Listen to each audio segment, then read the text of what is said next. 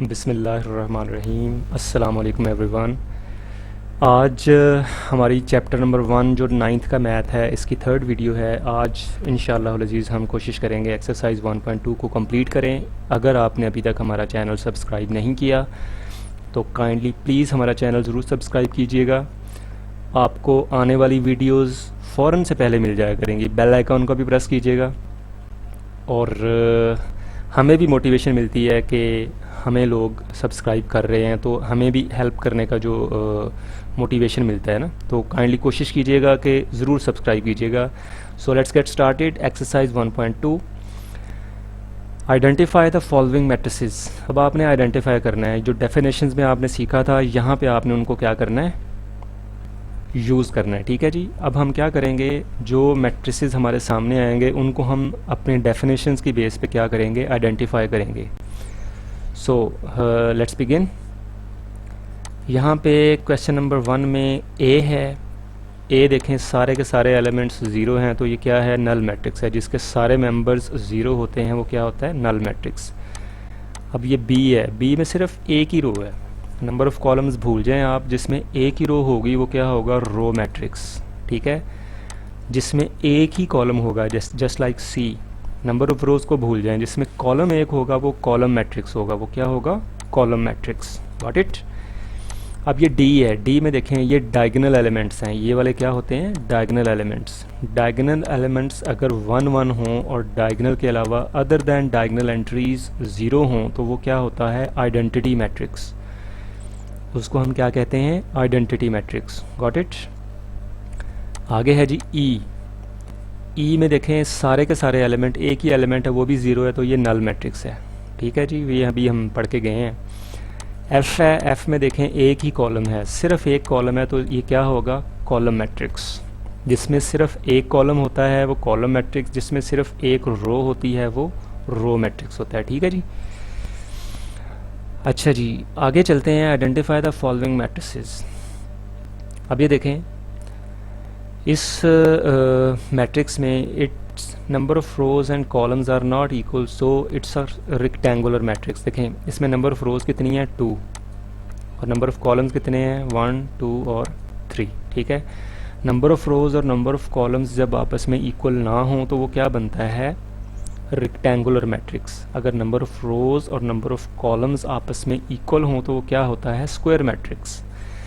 सो ये वाला जो फर्स्ट वाला है ये हमारे पास क्या बनेगा, ये रेक्टेंगुलर मैट्रिक्स है। ठीक है, क्योंकि नंबर ऑफ़ रोज़ और नंबर ऑफ़ कॉलम्स आपस में इक्वल नहीं हैं। सेकंड वाला देखें एक ही कॉलम है, तो एक ही कॉलम वाला मैट्रिक्स हम पहले भी सीख के आए हैं कि वो होता है कॉलम मैट्रिक्स। अच्छा जी, थर्ड वाला देखें। थर्ड वाले में नंबर ऑफ़ रोज़ कितनी है, 2, नंबर ऑफ़ कॉलम्स कितने हैं, 2। नंबर ऑफ़ रोज़ और नंबर ऑफ़ कॉलम्स आपस में इक्वल हैं, तो ये क्या होगा, स्क्वायर मैट्रिक्स है। इसको हम क्या कहते हैं, स्क्वायर मैट्रिक्स। यहाँ पे देखें जी ये जो डायगोनल एलिमेंट्स हैं ये 1 1 है। डायगोनल एलिमेंट्स 1 1 है और अदर दैन डायगोनल एलिमेंट्स वो हैं 0 0। ठीक है, तो इस तरह का मैट्रिक्स हमारे पास होता है आइडेंटिटी मैट्रिक्स। इसको हम कहते हैं यूनिट मैट्रिक्स भी कहते हैं और आइडेंटिटी मैट्रिक्स भी कहते हैं। जब डायगोनल एलिमेंट्स 1 1 हों और डायगोनल के अलावा जितने भी एलिमेंट्स हैं वो सारे 0 हों तो वो मैट्रिक्स होता है identity matrix. Let's move forward. ये फोर्थ वाला मैट्रिक्स जो है इसमें देखें नंबर ऑफ़ रोज़ कितनी है, 1 2 और 3 रोज़ हैं, और नंबर ऑफ़ कॉलम्स कितने हैं, 1 और 2। नंबर ऑफ़ रोज़ और नंबर ऑफ़ कॉलम्स आपस में इक्वल नहीं हैं, तो दैट मीन्स ये रेक्टेंगुलर मैट्रिक्स है। आगे फिफ्थ पे चलते हैं। 3 10 -1 देखें इसमें एक ही रो है। इसमें कितनी रोज़ हैं, एक ही रो है, और तो एक ही रो वाला मैट्रिक्स होता है उसको हम क्या कहते हैं, रो मैट्रिक्स। ठीक है जी। अब एक ही कॉलम वाला मैट्रिक्स है, एक ही कॉलम वाले मैट्रिक्स को हम क्या कहते हैं, कॉलम मैट्रिक्स। ठीक है जी। अब देखें नंबर ऑफ़ रोज़ और नंबर ऑफ़ कॉलम्स आपस में क्या हैं, इक्वल है। नंबर ऑफ़ रोज़ भी 3 हैं और नंबर ऑफ़ कॉलम्स भी क्या हैं, 3 हैं। ठीक है जी। तो ये स्क्वायर मैट्रिक्स है। जब नंबर ऑफ़ रोज़ और नंबर ऑफ़ कॉलम्स आपस में इक्वल हों तो वो स्क्वायर मैट्रिक्स बनता है। देखें अगला जो 8th वाला है इसमें सारे के सारे एलिमेंट्स जो हैं वो 0 हैं, तो ये क्या बनेगा, नल मैट्रिक्स। ठीक है जी, नल मैट्रिक्स। अब देखें आइडेंटिफाई द फॉलोइंग मैट्रिसेस। इसमें भी हमने आइडेंटिफाई करना है ए में जो डायगोनल एलिमेंट्स हैं वो 4 4 हैं, यानी आपस में इक्वल हैं। 1 1 भी नहीं है और 0 0 भी नहीं है। 1 1 होता तो कौन सा बनना था?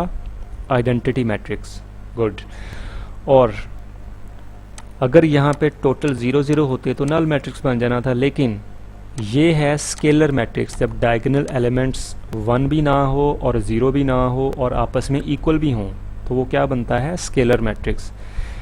Because its non-diagonal entries are 0 and diagonal entries are same. Okay, अब ये देखें, सिर्फ और सिर्फ डायगोनल एलिमेंट्स जो हैं वो नॉन ज़ीरो हैं, 2 और -1, बाकी सारे के सारे जो हैं वो ज़ीरो हैं। तो ये कौन सा मैट्रिक्स है? Diagonal matrix. Because it's diagonal elements, it's non diagonal entries are 0। Diagonal के अलावा जितनी भी एंट्रीज़ हैं, ये वाली एंट्रीज जो है ना 2 और -1, ये डायगोनल एंट्रीज़ हैं, इनको डायगोनल एंट्रीज़ कहते हैं। इनके अलावा जितनी भी एंट्रीज़ हैं वो सारी की सारी 0 होनी चाहिए, तो हमारे पास वो मैट्रिक्स जो बनेगा वो डायगोनल मैट्रिक्स बनेगा। सी में देखें 1 1 है और 0 0 है, तो ये यूनिट मैट्रिक्स या आइडेंटिटी मैट्रिक्स। ठीक है जी, ये हम पहले भी सीख के आए हैं। अब ये डायगोनल एलिमेंट्स में एक नॉन ज़ीरो है, कम से कम एक नॉन ज़ीरो डायगोनल एलिमेंट्स में ज़रूर होना चाहिए, तो वो कौन सा मैट्रिक्स बनेगा? डायगोनल। ई, डायगोनल के अलावा देखें जी सारे बाकी 0 हैं, तो ये डायगोनल मैट्रिक्स है। ई में क्या है? 5 -3 2 और 1 + 1 2, ये भी 2 है और ये भी 2 है, तो स्केलर मैट्रिक्स है। क्यों? ये भी 2 है और ये भी 2 है। डायगोनल एलिमेंट्स जो हैं वो सेम है। डायगोनल के अलावा जितने भी एलिमेंट्स हैं वो सारे 0 हैं, तो ये कौन सा मैट्रिक्स है? Scalar. Find the negative of matrices. Matrix का नेगेटिव लेने का मतलब ये है कि आपने जस्ट उसके साइन चेंज कर देने हैं। क्या करने हैं? उसके साइन चेंज करने हैं, दैट्स इट। माइनस से उसको मल्टीप्लाई कर दें या एलिमेंट्स जितने भी हैं उनके सारों के साइन चेंज कर दें, बात एक ही है, तो वो उसका नेगेटिव बन जाएगा मैट्रिक्स का।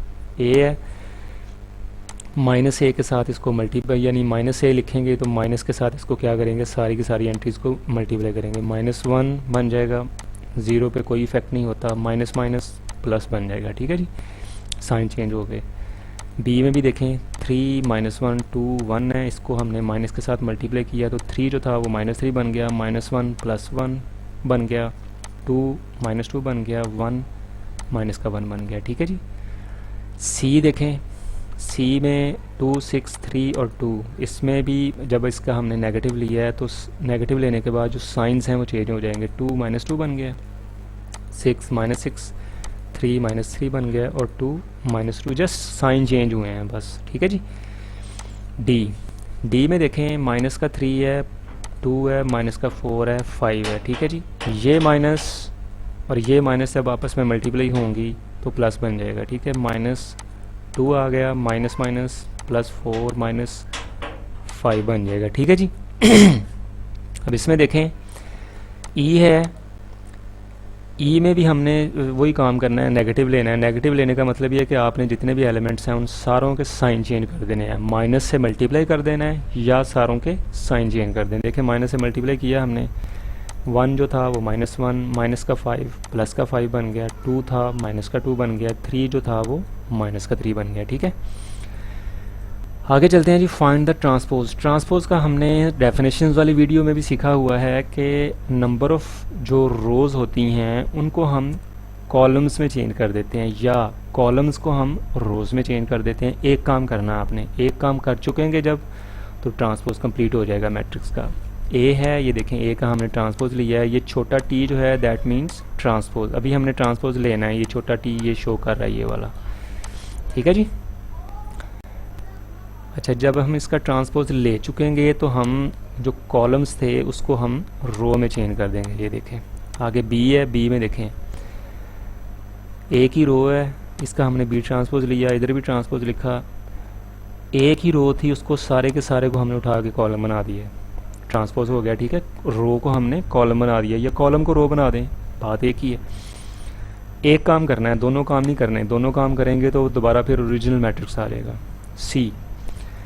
सी में देखें जी, ये रो है, ये भी रो है और ये भी रो है। ठीक है, ट्रांसपोज लिया हमने, ट्रांसपोज लेने के बाद ये 1 2 रो थी, यहाँ पे 1 2 कॉलम बन गया, 2 -1 रो थी, 2 -1 यहाँ पे कॉलम बन गया, 3 0 रो थी, 3 0 कॉलम बन गया।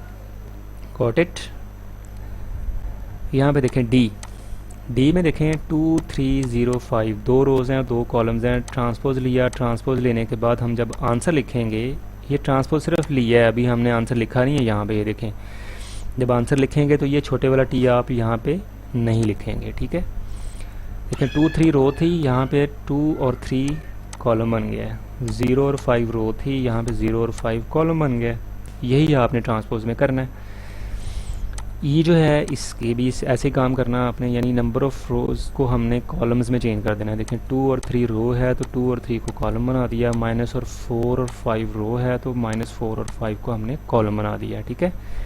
एफ में भी यही काम किया है। 1 2 रो है, 1 2 कॉलम बना दिया। 3 4 रो है तो 3 4 को हमने कॉलम बना दिया, ठीक है।